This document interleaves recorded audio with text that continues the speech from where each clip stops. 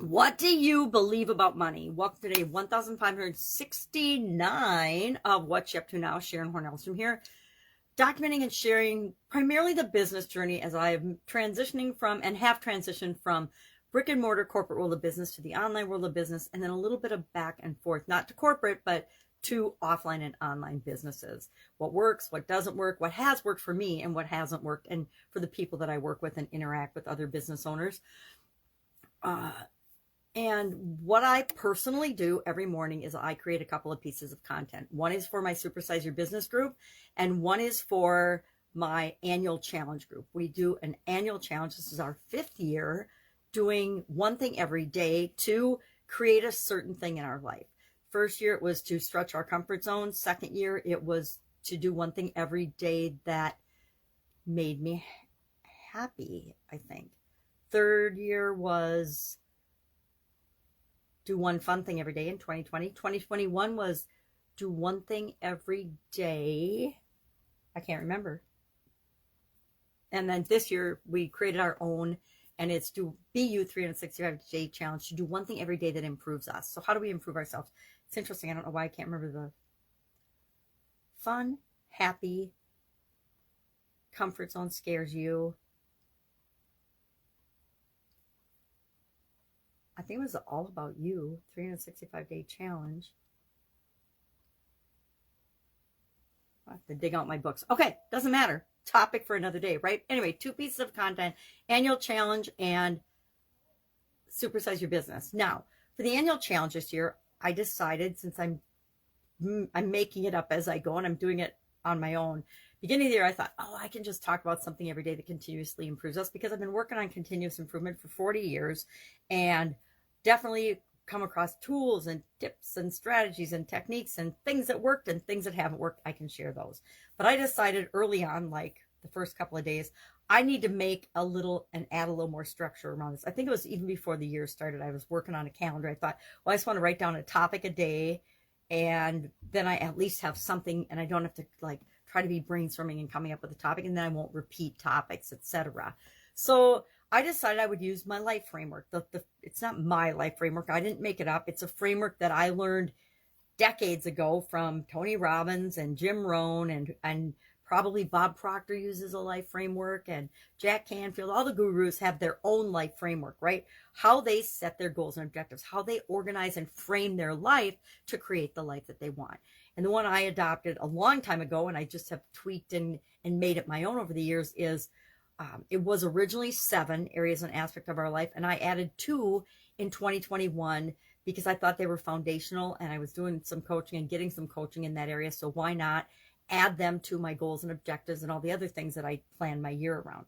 So physical, mental, emotional, spiritual, financial, relationships, and contribution are the original 7. And then last year I added, confidence and communication for the 9.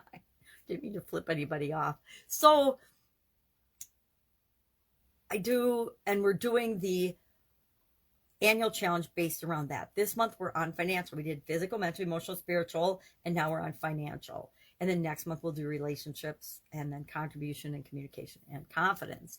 So every day I'm doing an idiom, a financial related idiom, to correspond to, and it doesn't necessarily correspond, but I just randomly pick from my list of financial related idioms, an idiom to talk about today with today's lesson. Now, today's lesson for the challenge was, what are your and my money beliefs? And I talked about 18, probably 20 or more different beliefs about money that really are limiting us and holding us back. And then I talked about, how do we change those? What's a process to use to go about changing those?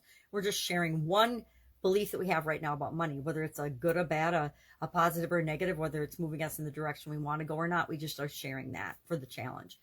And it's interesting, as much as we work on these, a lot of us still hold on to and have those limiting money beliefs, right? I would say Elon Musk probably doesn't. And and any other billionaire probably doesn't have some of the same beliefs that we have already still about money. I know I still have limiting beliefs about money. So I'm going to go through this exercise too, where I list out all my beliefs about money and then ask myself individually, do I consciously believe this and want to believe this? Is it moving me toward what I want?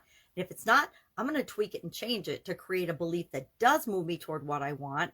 And then I'm going to start, reciting that and remembering it and pulling it up into my conscious until it becomes active in my subconscious, and I don't have to consciously be aware of and think about it anymore. But like whenever I'm shopping, and whether online or off, and I'm looking at something and I see the price, do I automatically think it's too expensive, or do I not even look at the price because I know I can afford it and I'm just going to get it because it's the thing I want to bring into my life?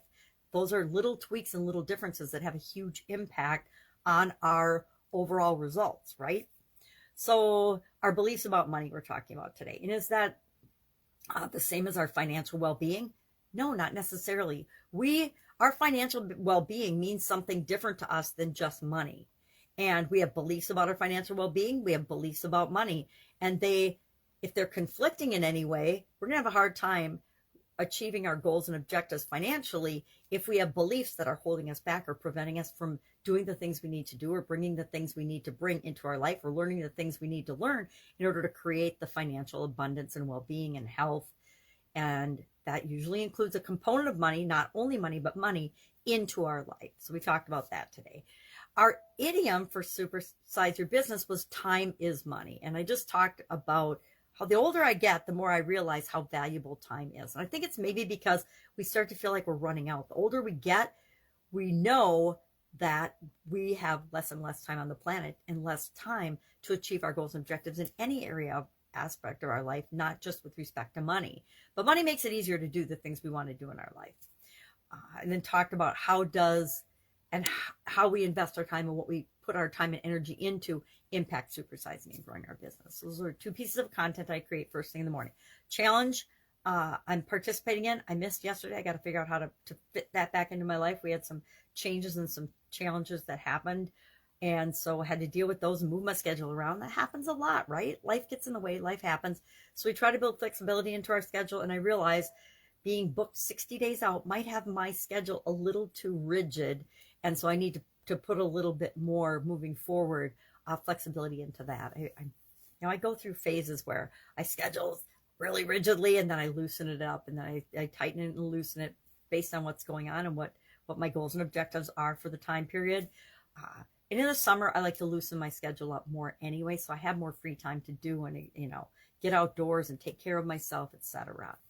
So what are you working on? What is it? And is there any area or aspect of your business or your life that you are just feel like you're banging up against the wall, or you don't know what to do, or you've got so many options, you're not sure which to choose or what direction to go next? If so, hit me up. I like to offer every once in a while, and I don't do it all the time, a 5-minute thing where, listen, I guarantee that in 5 minutes or less, we can get you clear on what your next step is. Not all the things you need to do to create what you want in your every area and aspect of your life, but the next one thing that you need to do that's going to get you, it's like the big domino. It's going to get you the biggest bang for your buck if you just step out and take this certain action. And it's usually something super easy, and it's always something that you know already. You don't need me to tell you, but sometimes we just need somebody outside of us to give us permission to do what we know we need to do. And I like to be that resource.